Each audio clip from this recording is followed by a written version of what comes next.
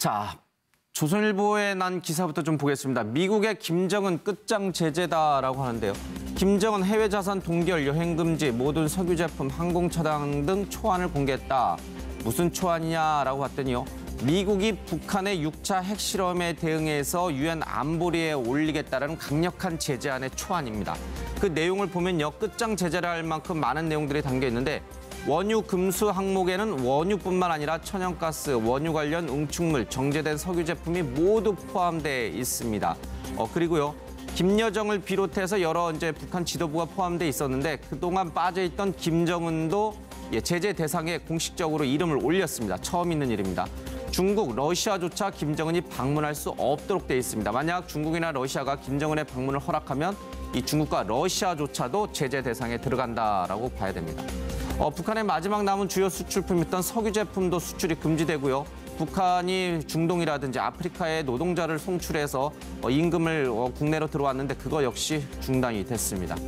트럼프 대통령의 말이 의미심장합니다. 중국 국가주석과 전화통화 내용에서요. 분명히 미국의 첫 번째 선택은 군사행동이 아니다. 그러나 우리가 북한에서 일어난 일들을 계속 참고 견디지는 않을 것이다 라고 얘기를 하고 있습니다.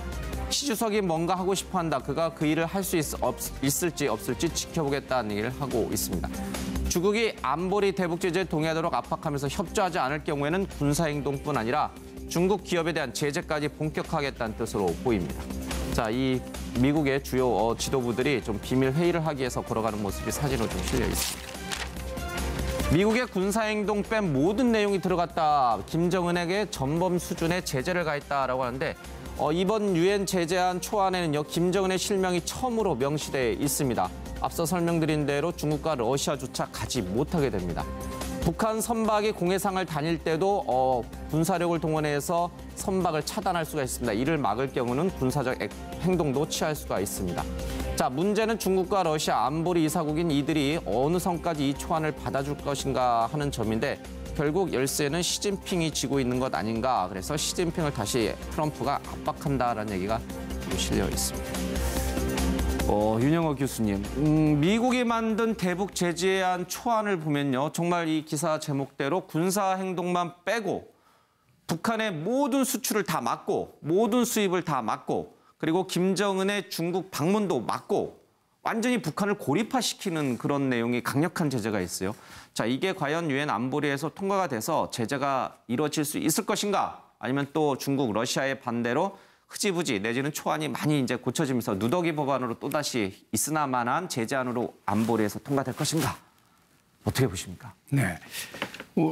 우선 원칙적으로 원론적으로 얘기하자면 우리가 그 북한 문제라 해서 한국이 특히 위험을 느끼지만 그런 문제를 떠나서 그냥 지구상의 문제로만 얘기를 해도 이번 그 제재안은 당연한 것이고 지금까지 해나온 그 과거의 예에 비추어서도 당연한 것입니다. 이제 이란에 대한 그 유엔 제재 같은 경우가 철저하고 완벽했기 때문에 이란을 그 협상 테이블로 끌어내서 이제 오바마 정권 때 협상을 잘 타결한 그러한 예가 있지 않습니까? 그러니까 이번에 당연히 이것이 통과돼야 되는데 이제 불행히도 어떤 문제가 있느냐면 이 러시아와 중국이 그 자국의 이해관계 때문에 그리고 미국과의 어떤 다른 포괄적인 의미에서의 경쟁 관계라 할까 적대 관계라 할까 뭐 이런 신냉전식인 그런 구조 때문에 반대를 할 가능성이 많이 있죠. 이제 다행히 이번에 그 문 대통령의 러시아 방문 그래서 러시아가 과거처럼 직접적이고 먼저 이니시어티브를 취하는 그런 역할은 저는 안 하리라고 그렇게 예상을 됩니다. 그런데 이제 중국이 밀고 나갈 적에 러시아가 동참할 수는 있는데 이것이 극단적으로는 이제 거부권 행사 가능성도 없는 것은 아니에요. 그런데 그것은 좀 극단적인 선택이 될 거고 따라서 이제 수정 보완 방금 수정안이 될 것이다. 말씀하신 것처럼 수정 보완해서 조금 낮추는 쪽을 중국이 요구하지 않을까 그런 예상을 합니다. 근데 이 기사에도 나옵니다만은 이 미국이 만든 초안에는 자신들, 그러니까 미국이 만든 초안대로 중국이 응하지 않을 경우에 중국 기업들도 제재를 하는, 그러니까 중국도 제재 국가 대상에 집어넣는 강력한 아니에요. 지금 트럼프의 뭐 스타일을 봤을 때는 그게 허풍 같지는 또 않아 보이고요. 그렇죠. 미국이 이제 옵션들이 굉장히 많습니다. 예. 레버리지를 갖고서 이제 접근을 하는 건데 지금 어떻게 보면 이게 지구상에서 이런 초강경의 이 제재안이 있었던 적이 있었나 싶을 예. 정도로 전쟁 이외에는 모든 수단이 여기 다 들어와 있는 것.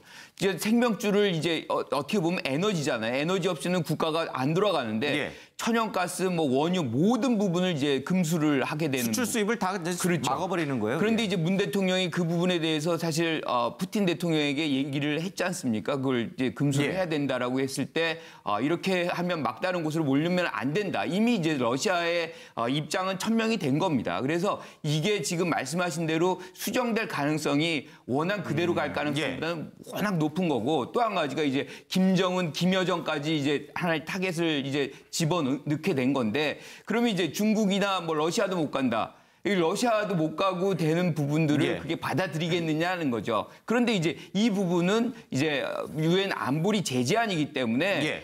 중국과 러시아의 합의가 필요하지만 예. 예컨대 지금 말씀하신 대로 중국 기업에 대한 세컨더리 보이콧 같은 경우는 미국이 그냥 일방적으로 하면 되는 예. 거거든요. 그러니까 그거는 충분히 활용될 가능성이 매우 높은 것이기 때문에 중국이 이 안에서 어느 정도 그것을 피하기 위해서는 예. 타협할 가능성이 매우 높다라고 생각을 합니다. 트럼프가 분명히 얘기했습니다. 북한에 대한 군사행동을 우선적으로 고려하고 있지만은 그렇다고 해서 북한에서 무슨 일이 벌어지고 있는지 그 일에 대해서 우리가 그동안 침묵을 지키지는 않겠다, 좌시하지 않겠다 그런 뜻인데 지금 이제 고려 항공기도 외국으로 나갈 수 없고 해외로 노동자들을 송출할 수도 없어요. 이제 보내가지고 임금을 국내로 들어올 수도 없어요.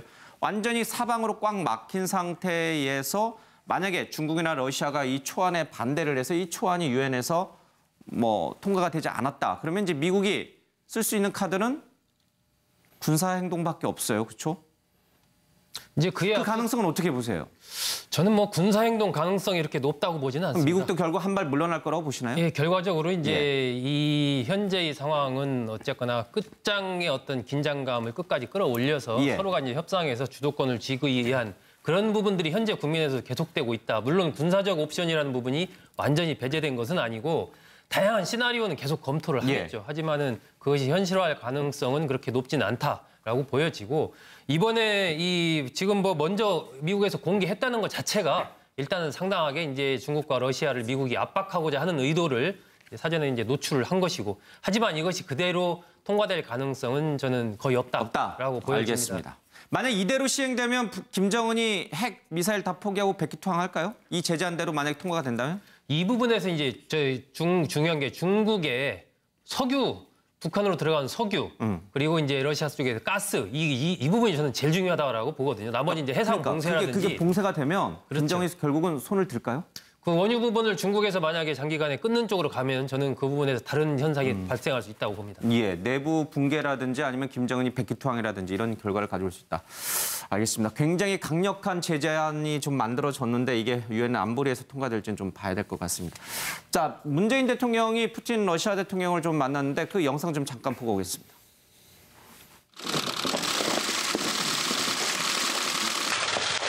Уважаемый господин президент, уважаемые коллеги, позвольте всех вас поприветствовать во Владивостоке. 이 푸틴 대통령께서 아주 중요하게 생각하시는 동방경제 포럼의 주빈으로 초청해 주시고 또 이렇게 따뜻하게 환대해 주셔서 감사드립니다. 가장 시급하고 중대한 도전인 북한 핵미사일 문제를 조속히 해결하는 것이 무엇보다 중요하다는 데 의견을 같이 하였습니다. Проблема Корейского полуострова одними лишь санкциями и давлением невозможна. Не стоит поддаваться эмоциям и загонять. 네, 들으신 것처럼 생각이 좀 다릅니다. 우리는 강력한 대북 제재가 필요하다라고 얘기를 하고 있습니다만 중국과 러시아는 제재만으로 북한이 뭐 달라지겠어? 제재가 꼭 효과 있는 건 아니야. 뭐 이런 식의 입장을 좀 취하고 있습니다. 쉽게 풀리기가 좀 어려운 숙제인 것 같습니다. 자, 이런 가운데 사드 배치가 14개월 만에 완료가 됐습니다. 어제 새벽부터 이뤄져가지고 몸싸움도 좀 있었죠. 북한 책임은 한국과 미국에 있다. 사드 악담 퍼문 중국 관영 매체인데요. 사드 추가 배치로 문재인 정부는 박근혜 정부와 다를 게 없었다 이런 얘기를 하고 있고요. 사드 배치를 지지하는 보수주의자들은 김치만 먹어서 멍청해진 것 아니냐 이런 도를 넘은 비판도 좀 하고 있습니다. 강대국간 다툼 속에 한국은 개구리밥이 될 것이다. 사드를 지지하는 한국 보수주의자들은 김치만 먹어서 멍청해진 것인가 이런 얘기를 좀 하고 있습니다. 자, 이 사드 배치 문제 때문에 휴대폰, 차, 화장품 등 중국에 진출한 국내 기업들이 큰 피해를 입고 있습니다. 썰물처럼 갈라지는 한국산이다라고 해서요. 반한 감정의 중국 기업 경쟁력 향상까지 겹쳐지면서 삼성 휴대폰 판매가 9위로 추락했고 차 부품 수출도 58% 줄었고요. 전기차, 배터리 보복 장기화로 SK이노베이션이 큰 타격을 입고 있습니다. 중국에 나가 있는 현대, 기아차가 큰 어려움에 있다는 기사가 계속 나오는데 이 베이징 현대가 이 현대차와의 거래를 끊을 것이다 이런 얘기도 지금 흘러나오고 있습니다. 자, 8,500명 몸싸움했는데 중상이 한 명도 없었습니다. 그 뒤에는 여경과 종교 케어팀이 있었다라고 하고 있습니다. 이 사드 배치와 관련해서 성주 시민들과 몸싸움이 있었는데 부상자가 한 명도 없었다고 합니다. 그 뒤에는 여경과 종교 케어팀 때문이라고 하는데 경찰이 미리 이제 과잉 진압을 좀 피하고 또 시위대를 자극하지 않게 해서 여경팀을 제일 일선에 배치했고요. 그리고 종교 케어팀도 훈련을 시켜서 다수의 종교 단체가 이 집회에 참여한 상황을 잘 고려했다라고 한 일종의 나름 뭐 잘했다라는 칭찬 기사 같긴 한데 사드 배치가 잘한 것이냐는 또 별개의 문제인 것 같습니다. 자, 이런 가운데 문재인 대통령의 국정 지지율이 60%대로 떨어졌습니다. 리얼미터 여론조사인데요. 그동안 줄곧 70% 이상을 유지하던 여론조사가 69%로 좀 나와 있습니다. 북핵 실험에 불안 심리가 반영된 것 같다 이런 얘기도 나옵니다만은 뭐 인사 문제도 좀 있었고요. 여러 가지 좀 논란이 좀 있었습니다. 자, 이 부분에 대한 얘기를 좀 해보도록 하겠습니다. 중국의 이 사드 배치에 대해서 한국인들은 김치만 먹어서 머리가 나쁘냐? 이건 굉장히 모욕적이고 뭐 우리가 강대국 사이에 껴가지고 개구리밥이 될 것이다 이런 표현을 쓰는데 뭐 우리나라도 좀 약간 극우적 언론들이 있지 않습니까? 극우 보수적인 언론들이 좀 중국에 대해서 좀 그랬으면 좋겠어요. 그렇죠? 근데 이제 뭐 한국시보 같은 경우는 워낙 유명한 그 극우적인 그 발언을 하는 매체고요. 우리가 저쪽에 하는 거에 따라서 뭐 똑같은 수준으로 대응할 필요는 없다고 봅니다. 그래, 참아요.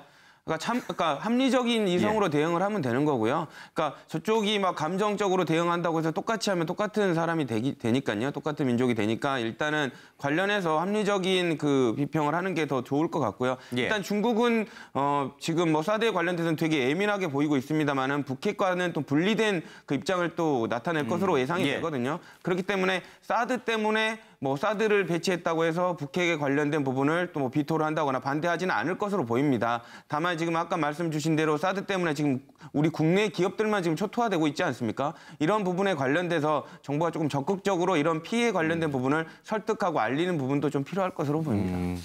우리는 또 이에는 이, 눈에는 눈, 또 이 한민족을 건들면 어떻게 되는지 한번 뭐 본때를 보여줘야 된다, 뭐 이런 생각도 얼핏 들긴 합니다만 또 똑같이 할 필요는 없다, 뭐 이런 얘기도 좀 있네요.